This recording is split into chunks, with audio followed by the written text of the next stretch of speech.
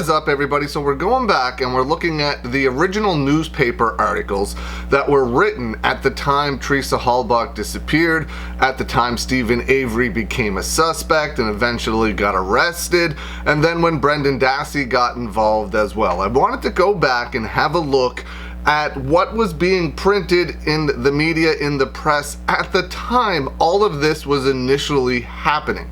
Kind of like a live timeline, but a live timeline of something that happened 18 years ago.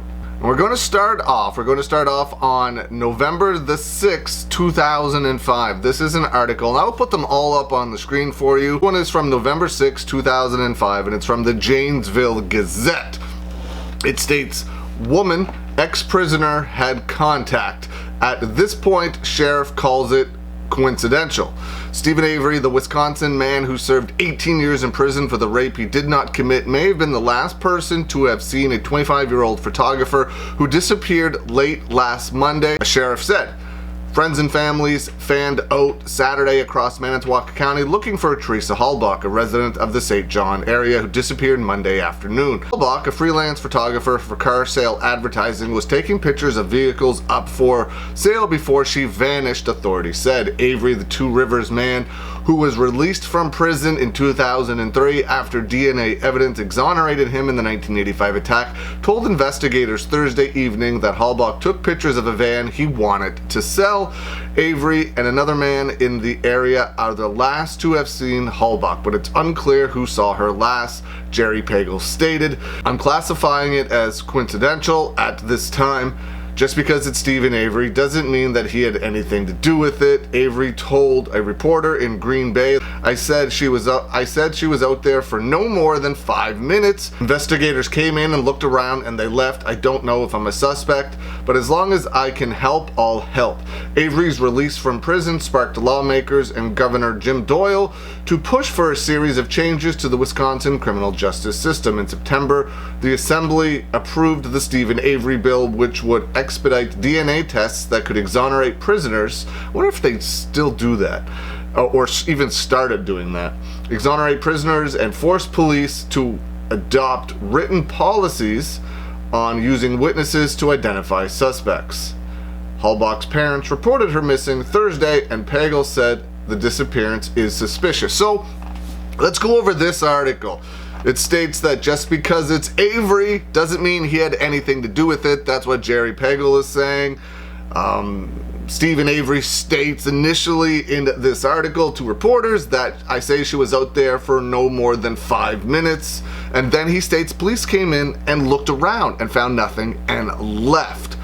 So what were they doing in there initially, allegedly? Who knows? He was clearly being helpful of the crime. If a murder had taken place in your residence, would you let police in to look around?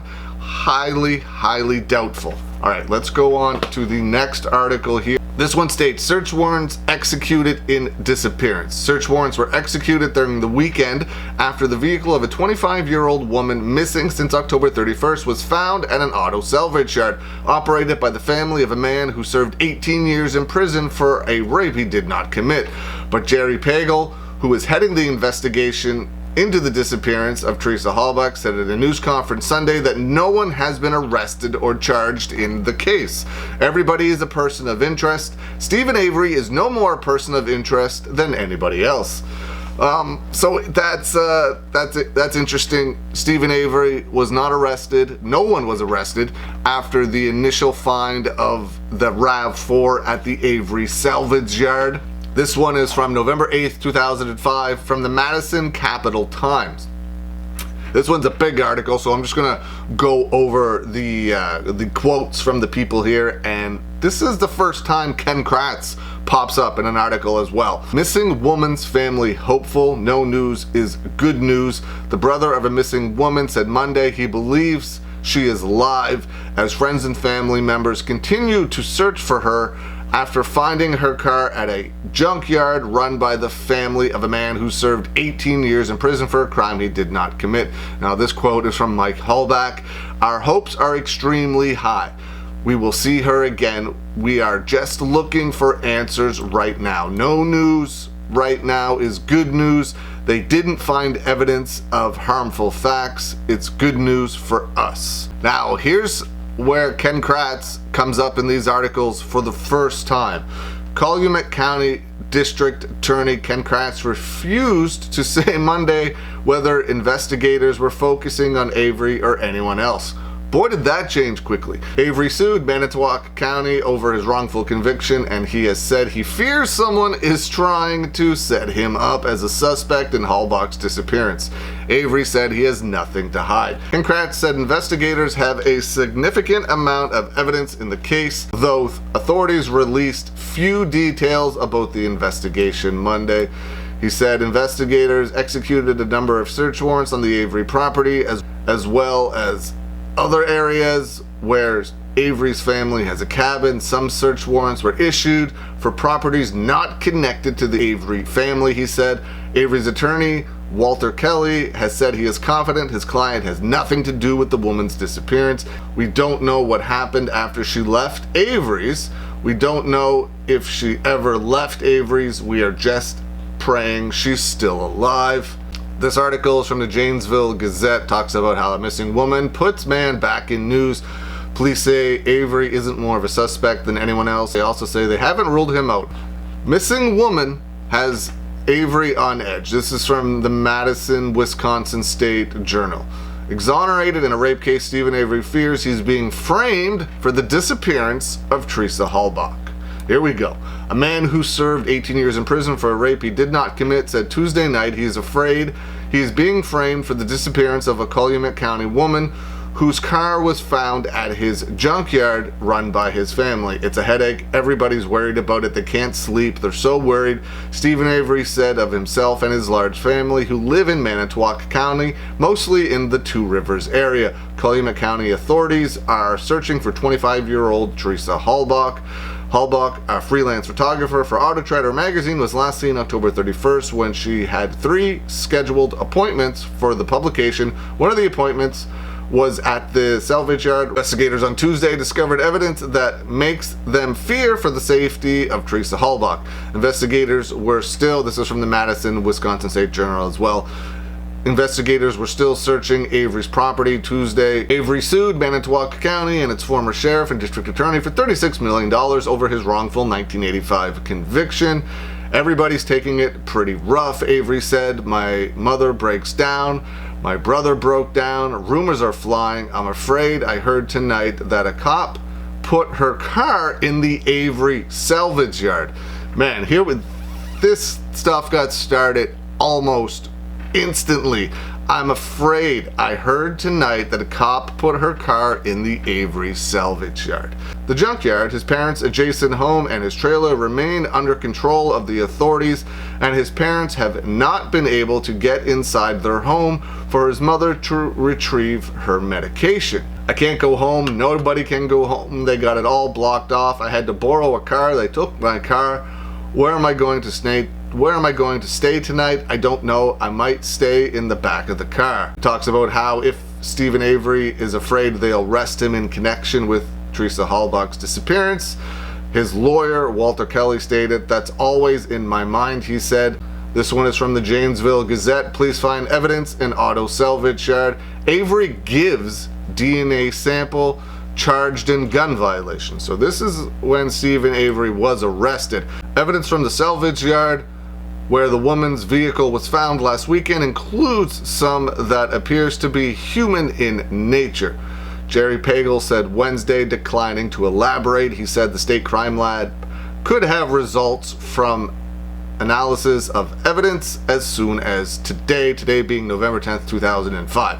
Stephen Avery, released from prison 2 years ago, was arrested Wednesday, charged with a weapons violation stemming from the search for freelance photographer Teresa Halbach. Now this seems like just a way to get him arrested and get his DNA. Deputies found 2 guns in Avery's rented trailer home near the family's salvage yard in Manitowoc County, according to a criminal complaint charging him with being a felon in possession of a firearm because of his past convictions for burglary and other crimes. Deputies also found 11 .22 caliber shell casings in Avery's unattached garage. The only connection the guns have to the Halbach case is that they were found by the deputies searching for the woman. This is what Ken Kratz stated, who was named special prosecutor in the case. I felt uncomfortable allowing that individual to remain on the street. I felt uncomfortable allowing that individual to remain on the street. That is what Ken Kratz stated. They haven't arrested him yet for anything to do with Teresa Halbach, but he's already turned his sights to Stephen Avery. This one is from November 10th, 2005, from the Madison, Wisconsin State Journal. Walt Kelly stated, "I fear they will try to use his words against him." They all knew that they were going to try and set Stephen Avery up for this crime, allegedly. Talks about how since her car was found, investigators have searched the 40-acre lot and the family's residence, seizing Avery's car and Salvage Yard's flatbed truck. More than 100 volunteers helped in the search. Halbach's brother, Mike Halbach, said the family was disappointed and worried to hear investigators may have found evidence of human remains.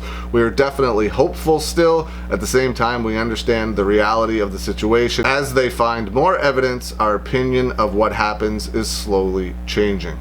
This is from the Janesville Gazette on November 11th, 2005. Missing woman case, now a homicide investigation. The hunt for a missing 25-year-old freelance photographer turned into a homicide investigation with the discovery of human teeth and bone fragments at the Avery Salvage Yard, owned by the family of a man who spent 18 years in prison for a rape he didn't commit. Jerry Pagel, who is heading the investigation into the disappearance of Teresa Halbach, said someone apparently tried to dispose of a body by burning it. However, that attempt was not completely successful. Authorities were working to identify the remains found on the property of Stephen Avery's family. Halbach's relatives found her sport utility vehicle at the salvage yard while searching for her last Sunday. At a Thursday press conference, Jerry Pagel stated the key to Teresa Halbach's SUV was found in the bedroom of Stephen Avery, who lives in a rented trailer near the salvage yard. Investigators found blood in Halbach's vehicle and some in the buildings on Avery's property. Pagel declined to comment on whether he thought the remains were Teresa Halbach's out of respect for the family. Investigators, also who would not say exactly where the remains were found, said the deputies focused on a burn barrel on the Avery property during their search. The state crime laboratory was analyzing the human remains. Now this is from the Madison Capital Times. That first part of that article is stuff we've already gone over, but this is Leaders of the Innocent Project call finding of remains tragic. Stephen Avery was freed last year after volunteers from the Innocent Project at UW-Madison Law School found evidence that another man, not Avery, committed the rape which Stephen Avery was convicted. It's a tragic turn of events, the co-director of the Innocent Project said on Thursday. We're very saddened to hear that they found human remains on the Avery property. All we know is what we read in the papers, adding that even if charges against Avery are filed, it doesn't change the reality that he was wrongfully convicted and the system has to get it right. Now this one is from the Madison, Wisconsin State Journal. All of that's a picture of Ryan Hilligus, that big picture at the top there. But over on the side, it states, the Avery bill passed day after woman disappeared. Months after he was released from prison in 2003, Stephen Avery was the toast of the state capitol, dismayed by the miscarriage of justice that robbed a Two Rivers man of 18 years of freedom for a crime he didn't commit. Lawmakers quickly convened an Avery task force to examine ways to prevent wrongful convictions and invited him to testify. Republican lawmakers and Democratic Governor Jim Doyle endorsed the group's recommendations, which included urging police to record interviews and tighten procedures. All that other stuff on the page there is things that we've already gone over. This is still talking about the Avery bill. On November 1st, the day after freelance photographer Teresa Halbach disappeared, the Avery bill passed unanimously. Now that human remains have turned up at the salvage yard owned by Avery's family, and Avery has been arrested on a weapons charge, lawmakers have been knocked on their heels. The whole tragic incident in no way brings into question how important those criminal justice reforms are for the state. In spite of recent stories, those remain important reforms to ensure people have confidence. The justice system is fair and accurate and convicts the guilty while protecting the innocent. So that's the last article we're going to go over here today. Just a whole bunch of news. We're going to continue to go over these articles, see what comes up next. Like I said, kind of a live timeline of events, but something that happened 18 years ago. What do you think? What do you think of this information? There is so much coming out. It's things that Ken Kratz said, things that Jerry Pagel said. Ken Kratz pops up for the first time saying he didn't feel comfortable leaving that guy on the streets. Just bonkers. Let me know what you think. Leave some comments below. I hope you're having a good day, and I'll see you again soon.